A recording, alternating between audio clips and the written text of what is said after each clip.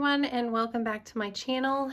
So today I'm going to be working through the old school project. This is the large project from my last Open Gates Quilt subscription box.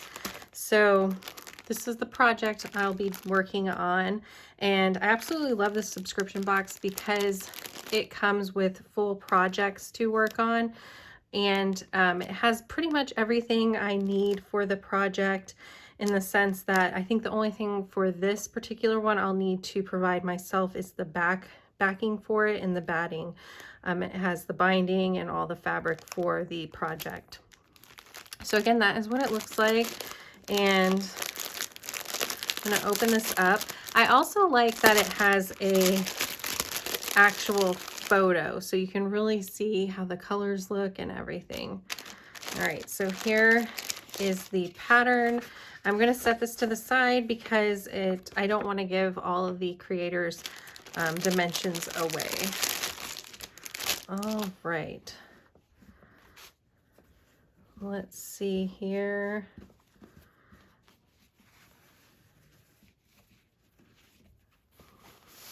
There is, that is a really pretty red. What do you think? So there is some of the fabrics.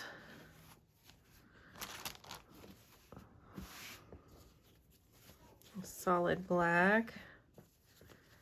This is probably the background color, and then this looks like it is maybe the main colors through here, and then this back one is the border. The black is the border cornerstones, the small detailed thinner border. So that looks like what we're working with. I wonder if this one did not have the binding added in. I'm not sure. I will let you know for sure at the end of the video when I cut all the fabric if there was binding included. I know a lot of times it is. Oh, so the black, I found it in the pattern. The black is for the cornerstones and the binding. So I'm going to press all this fabric. I am going to read thoroughly through the pattern just to make sure I am cutting everything properly and I understand the pattern. And then I will show you some of the cutting, some of the piecing, and just let you know what I think of the pattern. I know I have done now 2 of Monique's patterns before, and I find that they're really well written, and all the photos are super helpful on understanding any of the more complicated steps. So I think it's going to be a pretty easy make. So let's get started.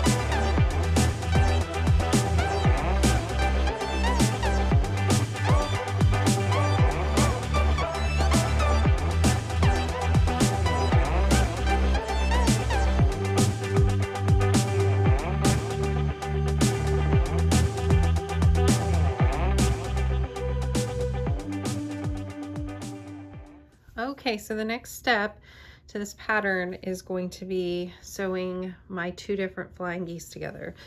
So what I'm going to do is chain piece one side on both of them and just sew a 1/4 inch seam along the side. So I'll sew along there, press it open, and then I'll be sewing the other side on after pressing them all. I like to do it this way, so I'm all on from both colors. I think it just helps everything move a little bit more quickly.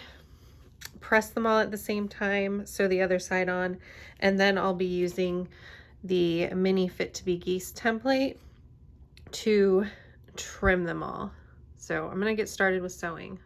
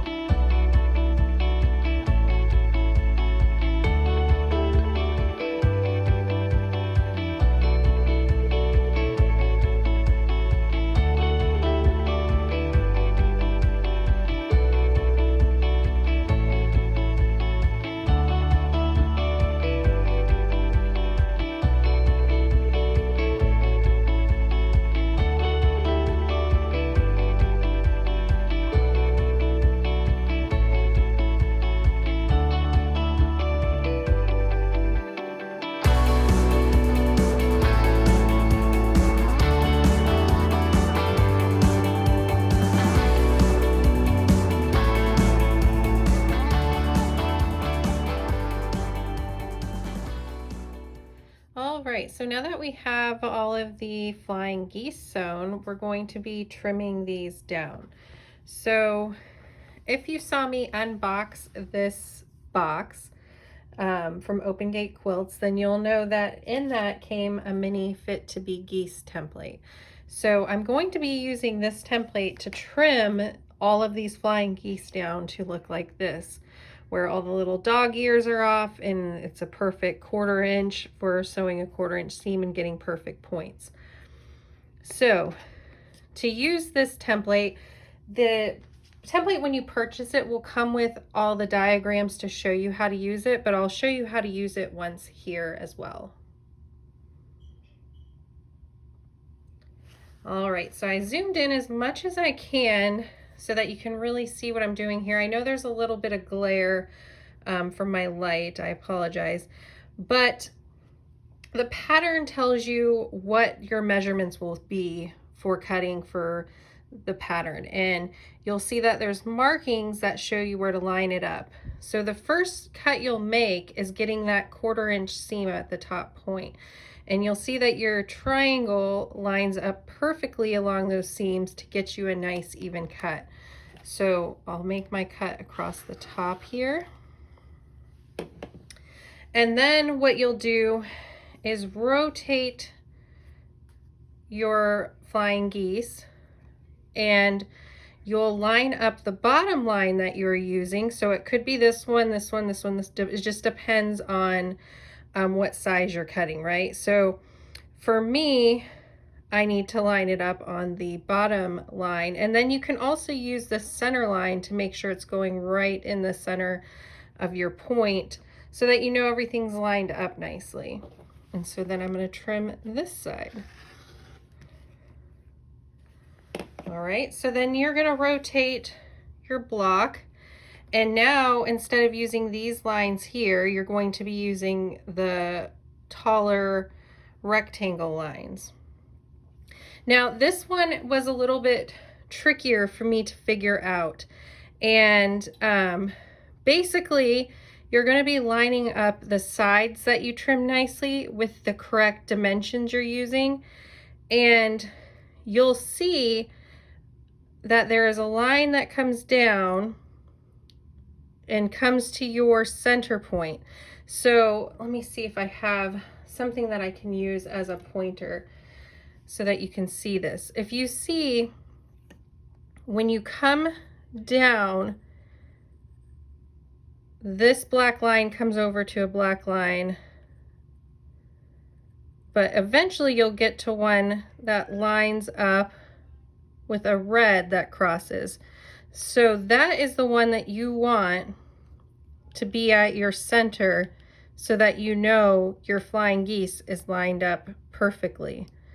So you'll look at your lines along the side, make sure they're right with your evenly cut fabric, And then you'll make sure you have a line that's going straight in the center of your flying geese. And that'll help you make sure that everything is going to be straight and even.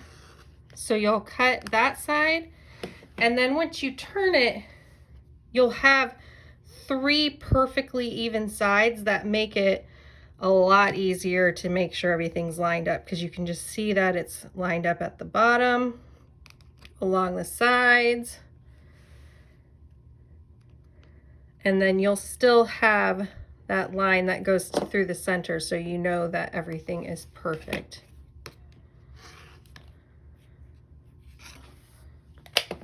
And there you go.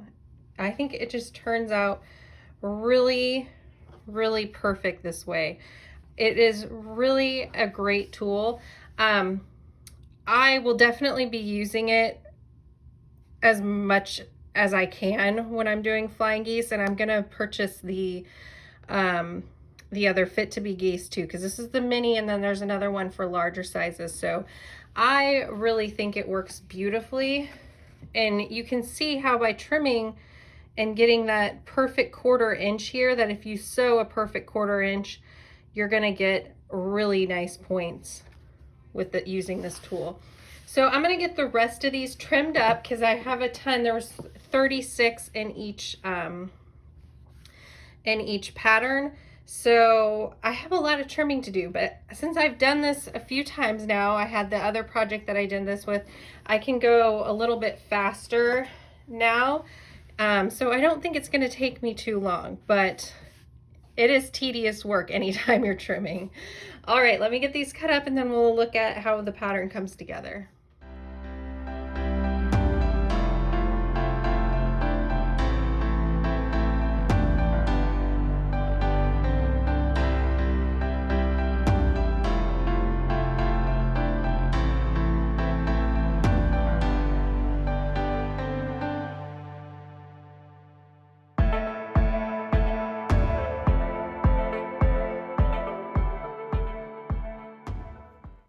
You guys, I have the old school pattern finished. This was from the Open Gates Quilts box, and I think it turned out just lovely.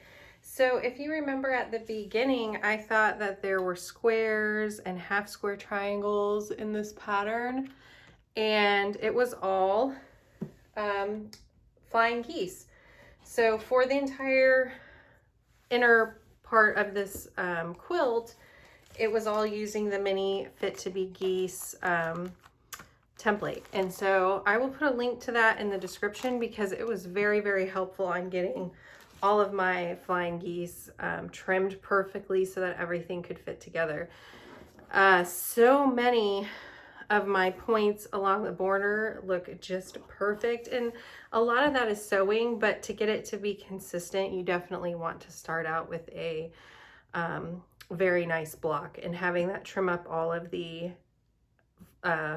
flying geese is really helpful. So something I want to point out is that I used a cream thread throughout all the inner portion of this, and it worked out fine, because there is a lot of light blocks. You could, you know, maybe a gray would have been better since I have the black, but it worked out fine.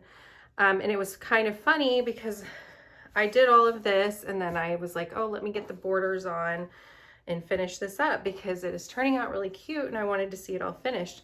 Well, then I got to where it's all darks, and I kept my cream in and sewed it, and it wasn't until I was ironing that I saw at the edges that you can kind of start to see some of my lighter thread. So keep that in mind all the time when you're piecing, because sometimes you can just you already have your thread in, it's working fine on part of your project, but you know, you can get to these parts where the lighter thread definitely shows up a lot more. What else did I want to say on this?